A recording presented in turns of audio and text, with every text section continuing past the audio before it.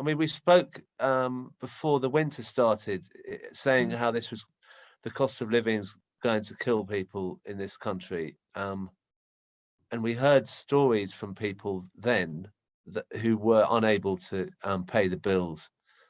I just find this heartbreaking. Well, good morning, Crispin, and good morning to everyone here. And thank you so much for having me on today. Can I just say that, I'm getting fed up with the media saying, the cost of living crisis now for disabled people and older people. We've been in a year-on-year battle to make ends meet and rising costs. And I think, seeing a tweet on Twitter only yesterday, somebody tweeted, basically when you look at the privatization, which really ramped, started under Thatcher and everything, you've seen 40% increases in, water bills and, and everything like that. But I think, what the media are not grasping for disabled people, we've been hammered with 12 years of austerity. We have been hammered under, the pandemic legislation. 2.2 million legacy benefit claimants didn't get the £20 uplift. That universal credit claimants have, but universal credit claimants are being hammered with the removal of the £20 uplift. And, the spring budget did nothing for universal credit claimants. Half of the gains in the budget will be wiped away with national insurance increases and everything else. And what the Sunak did was nothing for disabled people or older people in that budget. Absolutely, excuse my language, jack shit. Sunak could have done a hell of a lot more and he just chose not to. It's deliberate. And we've got to get that message out to people that their policies are ideological. It's all about protecting their rich friends and making money for the big companies and everything else. It always has been like that. They don't give a damn about the NHS. They don't give a damn about the workers. It's about the multimillionaires and making as much money as possible. And for disabled people, they see us as expendable. For older people, they see us as expendable. We are a burden on society. Well, you know what? Anyone can become disabled tomorrow. Yeah. We are, we're all getting older. We're all going to need social care at some point. And, we all need the NHS.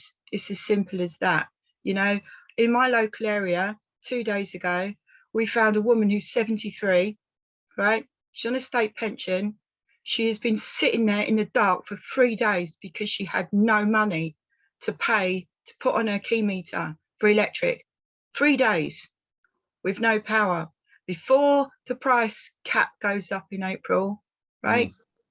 Before, and we have got millions of disabled people who are in debt to energy companies, who are in debt to the councils. And let's be clear on this, we've got councils who are sending out bailiffs to disabled people to chase up social care charges. We've got disabled people paying £200 a week upwards for social care. What DPAC are demanding is a fully funded social care system paid for by taxation, right?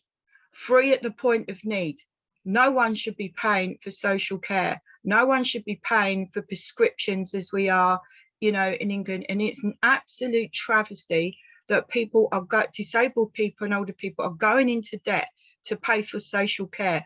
And we're in the position of we're not being able to eat or heat. We can't afford to do either. We're on our arse. We are in the position now of barely surviving or dying. Austerity measures have killed disabled people. The pandemic threw disabled people under a bus. They just thought we were expendable. Well, a message to this government, we're not disposable. And we are telling you straight here right now that, you can expect a mass mobilisation over the weeks to come because people across the country have had enough. And we're seeing this globally. It's not just happening here. it's happening across Europe, it's happening across the world. You see what's going on in America now and everything. It's just absolute joke. And it's disabled people, it's older people, it's low income workers. And let's talk about, you know, what's happening with the P&O workers. Many of them now are going to have to start claiming universal credit to live. Many of them entering the benefit system for the first time, and the horrors that brings. And I tell you now, anyone can lose their job tomorrow. Anyone can become disabled, and we're all getting older, and we need a decent social care system. Now, there's campaigns coming up that we need support with. Now, on the 1st of April, as the cap comes in, DPAC, Sheffield, with others, have launched a campaign called the Big Power Off. Now, this is something the government and everything can't stop. We're asking, DPAC Sheffield are asking people to, on the 1st, if they possibly can, reduce energy consumption on the day, or turn off equipment if they can, you know, just to say, you know, to the energy companies, right, we're going to start hitting you where the profit margins hurt. You know, we know that not all disabled people can do that, and all older people can't do that because of the equipment they need. But share your stories of how energy increases are impacting on you. Use the hashtag Big Power Off, hashtag Take the Power Back. On the 1st of April, let's hit these energy companies where it bloody well hurts. We need to start mobilizing outside the big energy companies, start targeting the CEOs, but also the MPs who are claiming on their expenses for energy costs, right? And this is on both sides of the house, okay? Yeah. Matt Hancock's in the top 10 of claiming energy costs. £3,500 he claimed in 2020-21. That's absolute travesty. And we've got to say to the MPs who are getting a pay rise on the 1st, hand that money back. Now, on the 2nd, People's Assembly are having a mass mobilisation across the country, cost of living crisis. Join those demonstrations. There's over 28 of them across the country. Wherever you live, if you can, get to those demonstrations. Now, the one in London is outside Downing Street at 2 o'clock. Share all the links. If you can't get there, share the links on Facebook and on Twitter. And that is the same for the Big Power Off. Share the links. Start using the hashtag. Let's get these things trending. But also what DPAC needs is this.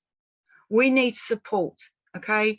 We need trade union branches, campaigns to have disabled people speak at meetings. Donate to DPAC, okay? We're not a charity. We're a grassroots organisation who need funding. We need donations. Buy a DPAC t-shirt. Spread the word that DPAC is out there, okay? But also we need support with this. Now, you've seen just recently that the United Nations Conventions of the Rights of Disabled People, the 3rd report has been launched, okay? We need you guys to help us get the conventions articles enshrined in UK law. It's not, but we need your support to do that. Unite are throwing their support behind us to get this convention into law, but we need your support. The UK is also a country where, you know, the right to independent living is not enshrined in UK law. We need to get that enshrined in UK law, okay? We need a national independent living support service to support disabled people with high support needs. We need your support to help us do that. We've got to work collectively. We've got to support one another, and we've got to support one another's campaigns. It's not enough on Twitter to say, oh, that's terrible, that's appalling, that's happening. We've got to work together and push this fucking government back now, because if we don't, more people are going to die in the winter.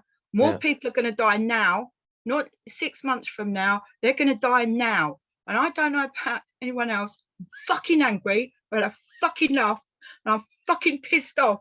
We're seeing disabled people die, and when we have actions, there's not enough support. That's got to fucking change. Solidarity isn't a word. It's something we fucking do, and we've got to start mobilising, supporting the campaigns, and hitting this fucking government back with everything we've bloody got. Because if we don't, we're fucked. If we haven't seen nothing what this government's capable of. Yeah. Because and I'll tell you now, they're ramping up for round 3. And we've got to be mobilised and prepared for that. Paula, we've had it too long of this. It's just we can't carry on like this. No.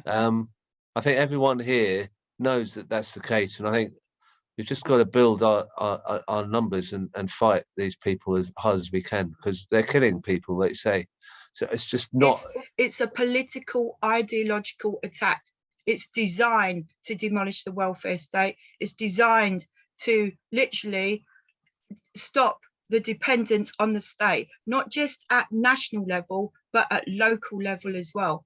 That is what it's about. It's a scorched earth policy to get rid of the state in its entirety. They just don't, and for the government to make as much profit out of just handing it over to the companies, because they've all got their fingers in the pies. And this is something we've got to expose and hold them to account for. And for councils to stop their little dodgy deals when they do their financial little deals where the public have got no recompense to seeing what's going on. That's got to stop. We've got local council elections coming up in May, and it's time people got out and start taking a say in this. If we don't get out there and mobilise and we don't vote in these elections, how can we complain? Okay, yeah. We've got to take the power back. The power's with us. They're scared of us, and it's time we fucking showed it.